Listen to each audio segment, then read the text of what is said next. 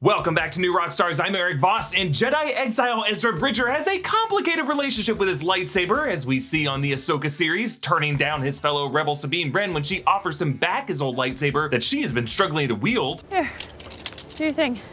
What thing? It's your lightsaber, take it. You keep it.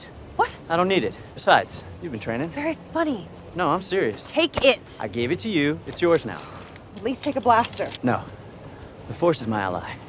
That's all I need. Thanks to eFavorMart for sponsoring this video. We'll tell you more about them later. From here, Ezra goes on to do some Force-empowered hand combat, and while it's not clear if he's always making physical contact with his combatants, who needs physical contact when you got the Force? That's what I tell myself when my ex didn't want to cuddle. I honestly love Ezra's Chirrut Imwe style Force combat in this episode, especially the way he repels Shin's saber in that moment. It's like Force squeezing it. But is Ezra pulling a Last Jedi Luke and tossing aside his longtime blade? Or from the collection of Grand Admiral Thrawn, will Ezra acquire a new lightsaber, the blade of the one member of the Ghost crew few have expected to return in this series? That's right, will the Ahsoka finale unveil Freddie Prinze Jr. as a live-action cameo of Kanan Jarrus? I know it seems kind of out of left field, but there actually are a lot of questions left on the table about Kanan and Ezra and Lothal the Loth Wolves, and now Kanan and Hera's son Jacen that I think could all come together in this final episode of Ahsoka, and in this episode I'm gonna break it all down for you. So in the Ahsoka series, Sabine Wren has repeatedly struggled to wield Ezra's lightsaber, eating shit against Shin on CTOS in episode 4, and as we saw with Shin fighting Ezra in Ahsoka in episode 7, Ezra completely unarmed for that. Shin is kind of a lightweight, which doesn't look great for Sabine. Seems like all that shit talking Hu Yang has been doing about her is grounded in reality. But Sabine's journey with Ezra's blade mirrors her training with the Darksaber in Rebels Season 3, which Ezra actually alludes to this episode. Makes sense, of course. You trained a little before, back when I was first learning. I remember. That episode of Rebels is one of the most important ones to watch, as it details the history of the Darksaber and the Mandalorian people. But there is a critical lesson from Kanan Jarrus. It's heavier than I thought. Energy constantly flows through the crystal. You're not fighting with a simple blade as much as you are directing a current of power. Your thoughts,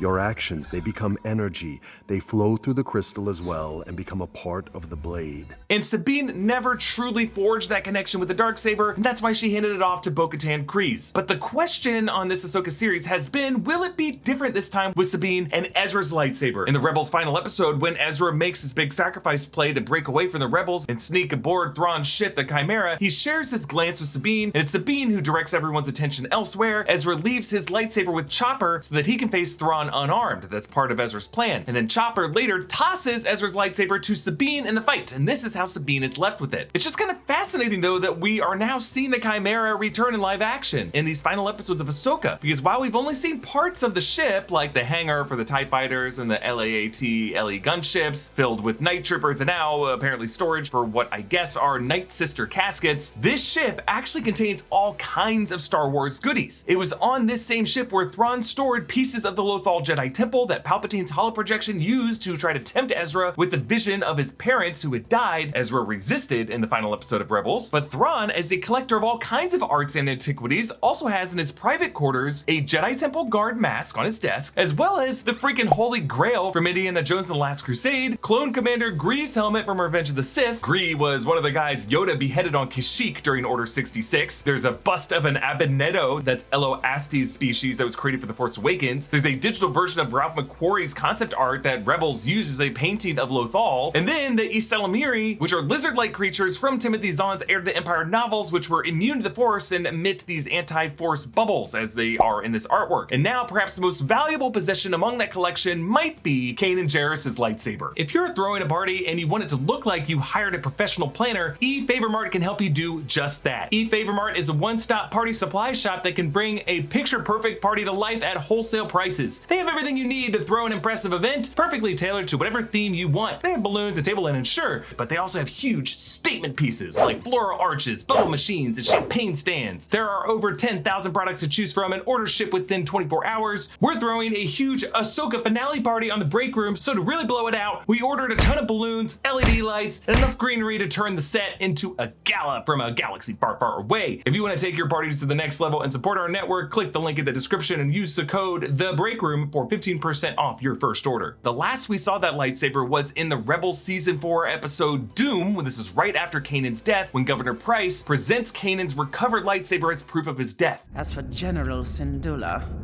I have something better. It's true then. But the Jedi's death came at a cost, did it not? Now, it's not explicitly clear if Thrawn ever acquired that hilt, but Price did present it to him as a kind of trophy, and since Thrawn ends up on the planet Lothal in the final episodes of the series, it's safe to assume that the saber is now in his possession and somewhere aboard the Chimaera. Since Ahsoka Episode 7 ends with Ezra excited to go home and the Purrgil are all gone, I think we're gonna see these former rebels sneaking aboard the Chimaera again. Ezra loves to disguise himself in stormtrooper armor, and they just killed a bunch of night troopers with mismatching armor, perfectly ready for them to slip on as a disguise.